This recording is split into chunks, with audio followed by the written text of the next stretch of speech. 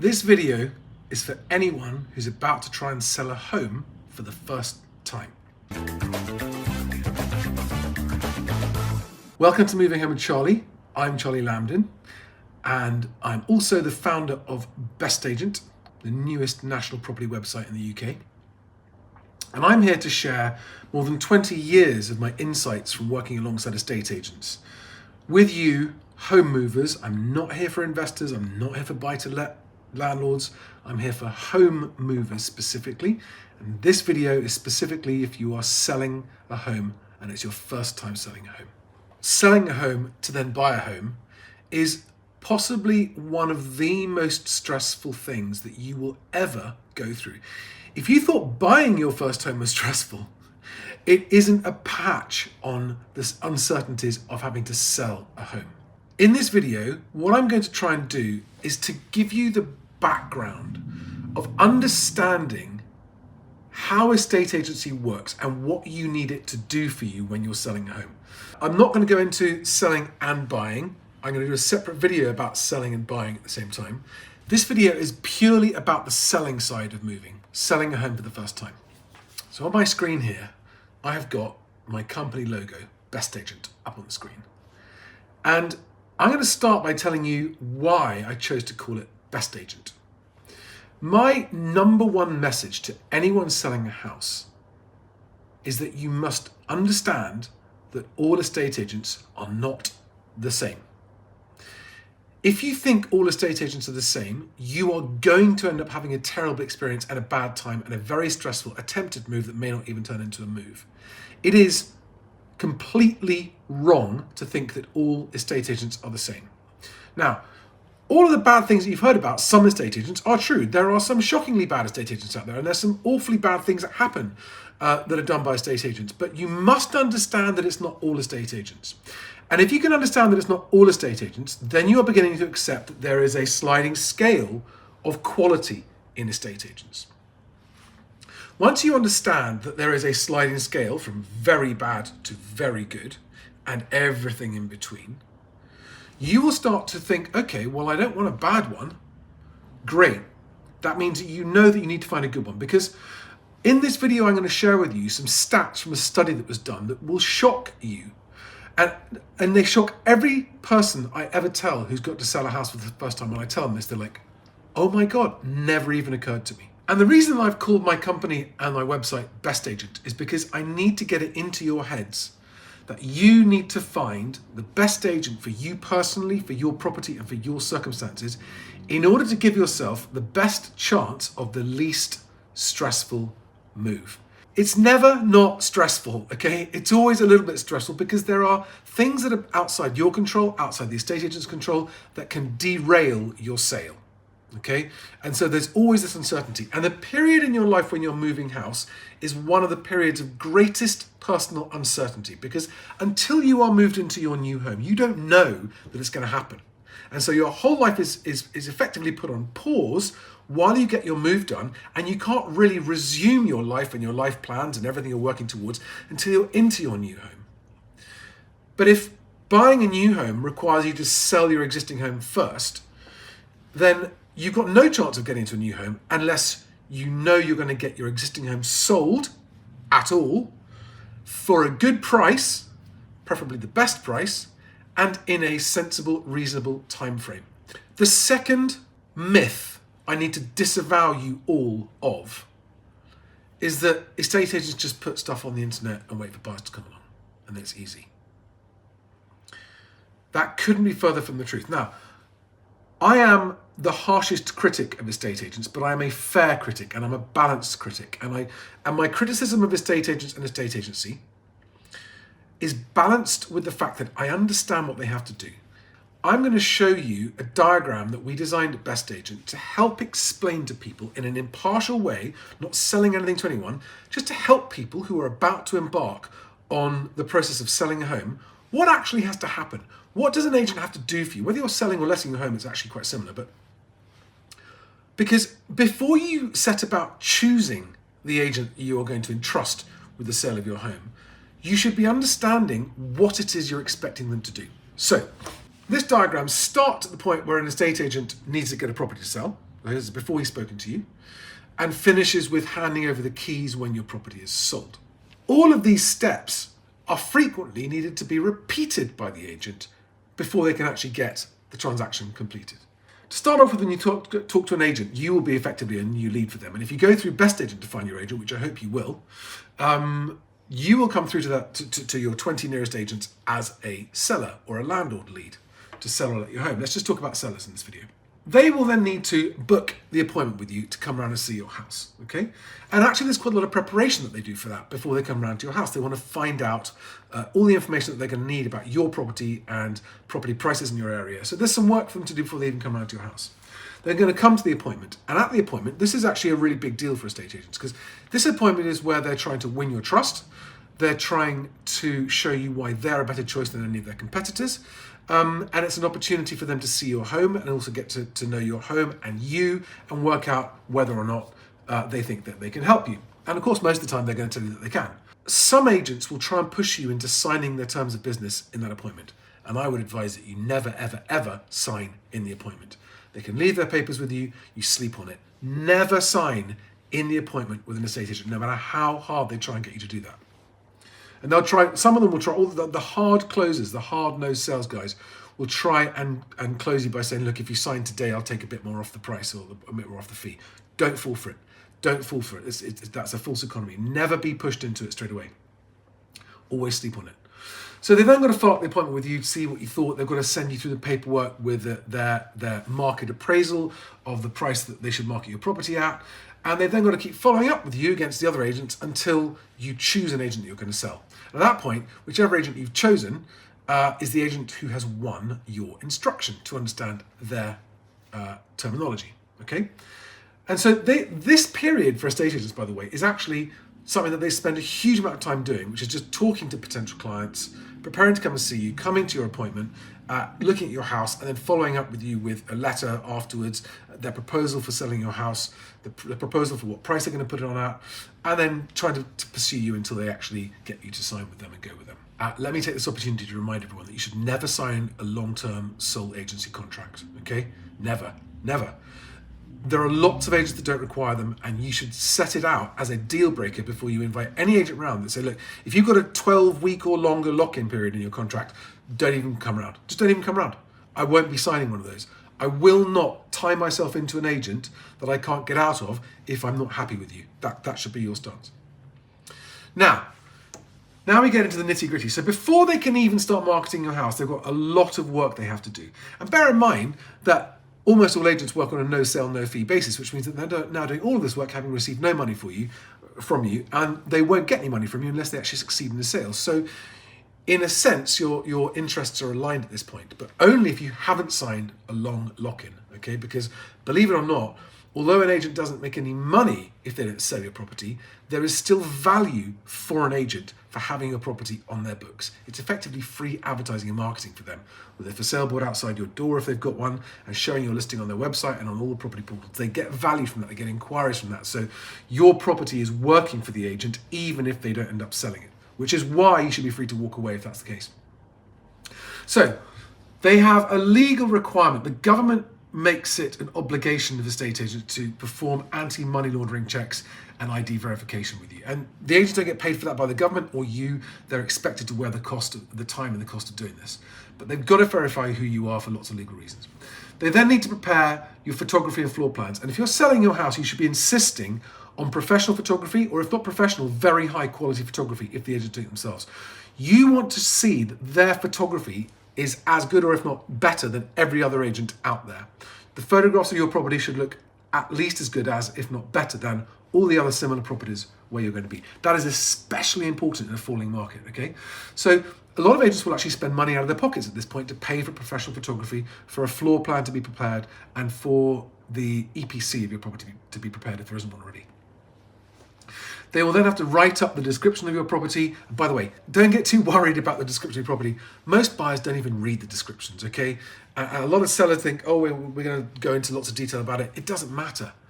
I can promise you, as someone that's worked in property marketing for over 20 years, yes, you want to have the important points down there. You want to have things in the description that you can't see in the photographs, and you want to have things that are going to be useful for a buyer to know. The truth is, a lot of agents write the description just to satisfy the seller's vanity, which is not actually a good idea, which is why you should also let a good agent describe it properly however they want, right? Just say to them, look, I trust you, you're going to write the description in the best way possible. If you don't trust them, you've got the wrong agent, right? You should trust an agent to write the description for you in the way that they think is going to be the best at getting interest in your property. So once they've performed the ID, money laundering checks, and prepared all the photography and floor plans and written the description, prepared the brochure, they've then got to launch your property, and they've got to launch it on their own website. They've got to launch it on all of the national property sites, so they've got to get your property onto those other websites, which will also end up on BestAgent. And they've got to launch it. They may also launch it on their social media. If they aren't, they should be, because they should be launching your property everywhere, assuming that they're not doing it off market to begin with. But that's another story. Okay. And only then does the process of finding the movers begin. Stage 2, they should already have, a really good agent will already have registered buyers that they know who they are off the top of their head. They're the hottest buyers who they are planning to call to come around and view your house. They shouldn't be just waiting to get inquiries from Rightmove. If that's what they're doing, you've probably not gone with the right agent. Okay, the right agent will say, I already have buyers that I know, I've been talking to them.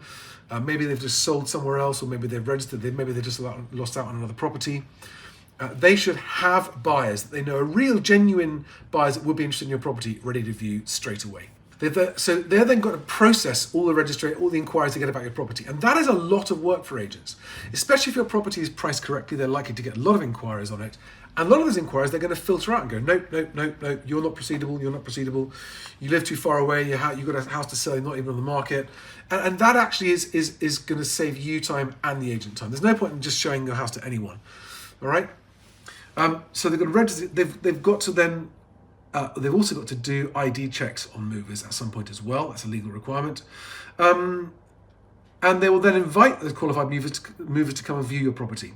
They're then going to book that appointment, probably with you as well. And that's quite a lot of communications work. Booking viewings is actually quite a time-consuming job for agents. It's one of the reasons that we've got online viewing booking on BestAgent, which works in some instances and won't work for other people, but it's there for people that it does work for. So they're going to book the viewing with you, with the buyer, and with themselves, technically speaking. I would always want to have an agent coming to the viewings, okay? I wouldn't want to be using an agent that was letting me do the viewings myself necessarily. Now, there might be exceptions to that where it makes sense, but generally speaking, you want the agent to do the viewings. One of the reasons for that is that buyers who are looking at your property will feel comfortable asking the agent questions about the house that they may not feel comfortable asking you because they're worried about offending you. You might think your home is lovely. Not everybody who looks at it will. Okay, just remember that. So they've got to confirm the viewings, they've got to attend the viewing. They've then got to follow up with the buyer to get the feedback, to find out whether they liked it or not, and if not, why not, and whether or not they're going to view or not, and they've got to pass that feedback back to you, the seller. Okay? And that stage, this whole line here, they've got to repeat every single time for every new person that views it. Look how many steps that is. 1, 2, 3, 4, 5, 6, 7, 8 steps for every single viewing. Okay? There is a lot of work involved, right? It's a huge amount of work. Now, let's assume that they get to the point where they start to get offers for your house. They're not going to get the offers, they've got to communicate, and that's a lot of communication between them and the buyer, and that's where their skill comes in to negotiate best offers for you. And they've got to communicate those offers to you. And there is often a period of negotiation here where the agent is in the middle of you, the seller, and the buyer to try to actually see if they can get you close to agree on a price. And that, I can tell you something, the most skilled agents will achieve an agreed deal where ordinary agents won't. It is not as simple as just thinking, oh, well, the property sells itself, the buyer will come along and offer what I want. It's not the case, right? Sometimes an agent will have real skill and local experience and be able to actually explain to buyers what they should be offering and why. And if you're a seller and perhaps you've got overinflated expectations or unrealistic expectations of your own, maybe that's the agent's fault, maybe it's not. But the point is, a really skillful agent will skillfully manage the very delicate and highly emotionally charged process of negotiating you, the seller, and your buyer closer together until the deal is agreed. All right? That is something that requires real skill. Crap agents aren't very good at it. Good agents are very good at it, and that's where they're worth their fees. If an offer is accepted, they've negotiated an agreed deal, there's then a huge amount of paperwork that starts, right? And more legal checks, and then the conveyancers have to get involved, solicitors from both sides. And there's a whole bunch of steps that I won't bore you with now, but this is arguably one of the most important stages. Stage 3, right? Troubleshooting and progressing the transaction to completion. The part of estate agency that is the most overlooked, especially by first-time sellers, where actually it's one of the parts of the process that is the most important, the most difficult, and the most time-consuming for agents to get done. Your agent will be coordinating between you, your seller, your conveyancer, your seller's conveyancer, the surveyor, and that's if there's no other chain. I mean, the agent is already coordinating between 5 different parties. Anyone who thinks that's an easy job honestly needs their head examined. It is just this part of it is difficult. On average, there's a 30% chance of that agreed deal falling through for a long list of reasons. Maybe you'll decide to change your mind for some reason. Maybe the buyer changes their mind. Maybe the market changes. Maybe something discovered with your property that's a problem. All this kind of stuff. And there are so many things you can do to help improve this, but that's not what this video is about. This video is about making sure that you understand the importance of your choice of agent. Let's wrap that up. That is a diagram, and I put a link below to this where you can go and download it, look at it, print it off, because you might want to have this in your discussion with agents when they come round. You might want to ask them questions about stages in that process. It's a really useful little diagram to have in the conversation, because you can, whichever estate agent you invite round, you can ask them all the same questions and you can make notes on it, whatever it might be. So if that's helpful, link below for you to download it, print it off and use it if it's at all helpful. Emergency Guinness in case the going gets tough in this video and I need it. But I'm going to start with this coffee. Hopefully, I have now persuaded you that, number one, all estate agents are not the same, and therefore it's important to find a good one. And number two, what any agent has to do to sell your house is actually complicated, involved, time-consuming, and difficult. Which is why you don't want someone that just looks, where you just think, oh, they're cheap and it's easy, so I'll just go with these guys. You want someone who instills real confidence in you. Okay, like they just feel like a calm, safe pair of hands that are going to get you through the uncertain gauntlet of moving home. Right, next stage.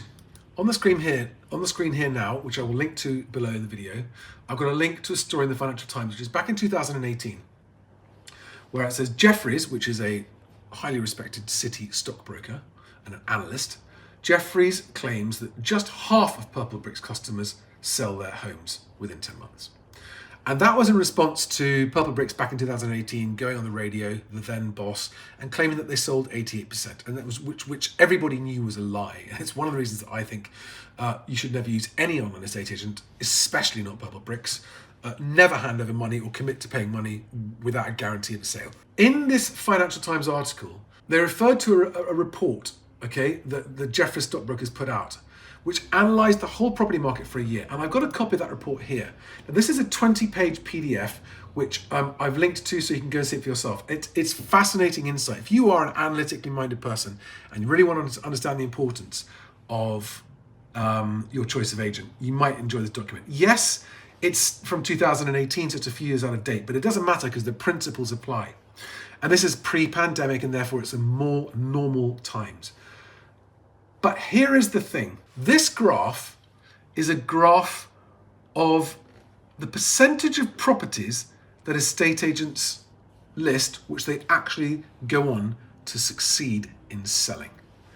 And the average number here is, or sorry, I remember it's in the document, is 48%. If you're a seller, let that sink in. Only 48% of sellers actually sold their property with the first agent they listed with, which means that more than half of first-time sellers are having to change agents, which is another reason why it's important that you don't sign a long-term lock-in agreement, okay?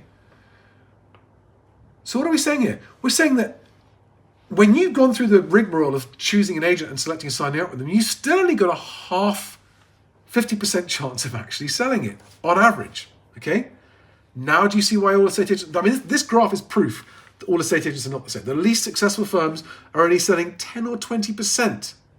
And if you think, well, they must be really shit companies. No, I can tell you a story that it's a long time ago now, but The managing director of Foxtons stood up at a conference. It was actually in Australia. I had clients, estate agency clients in Australia at the time, and it was a high value bosses conference. And one of my clients was in there, and I heard him say this: that back then, I don't know what the figures are now, but back then Foxtons only sold 1 in 4 of the properties they listed, but that was okay. It worked for their business model. They were happy with it. They were making loads of money doing that.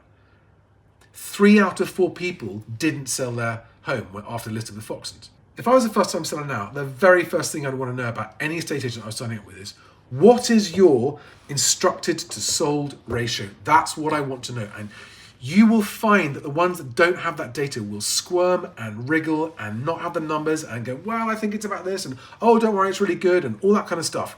You need to pin them to the wall. What is your actual instructed to sold ratio? Okay, now there are some very few but very, very good agents that actually publish voluntarily on their social media on a regular basis their true totals and figures. So one is JDG in Lancaster, which is voted as the best estate agency in the country of any size. It's a 2-branch agency. 2 years in a row now they've been voted. And one of the things, and they do this on a regular basis, every month they publish their actual results, all of them. So any agent that wriggles when you ask them, what is your instructed to sold ratio? And they will wriggle. You watch them squirm when you ask that question, right? Because that to me is the single most important thing. Never mind how much money you're going to get for my house, right? Because that doesn't matter if you don't actually get a sale. Do you actually sell the client's properties that you're listing? Do you sell most of them? So in my mind, anything above 60%, and you are in the top 20% of estate agents, okay? And if it was me selling, I mean, unless I found a really brilliant relationship with someone that I really trusted that was from another firm, I mean, there are exceptions to this. This is why this is such a complicated process. But generally speaking, you want to be using the ones that are selling at least 60%. Now, you might say, well, hang on, 60% is still quite low. You've got to remember that there are lots of instances when agents don't sell a property through no fault of their own. Sellers change their minds. They take them off the market, they decide not to move, whatever happens. That happens, that is no fault of an estate agent if they do that, right? What I've learned is that most of the estate agency firms that have been my clients over the years are generally the more successful end of things, because I used to see exactly what their figures were. And I remember one of my clients was a 2-branch agent in Southwest London who was consistently selling over 90%. And he thought that was normal. And I was trying to tell him that he should be putting that into his marketing, but he didn't listen to me. Unless you want a less than 50% chance of your home actually being sold, you need to choose your agent so carefully. So carefully. Now, what I haven't gone into in this video is how you go about choosing that agent. I've done another couple of videos on that, a short one and a longer one. There's a 4-minute one and a 20-minute one.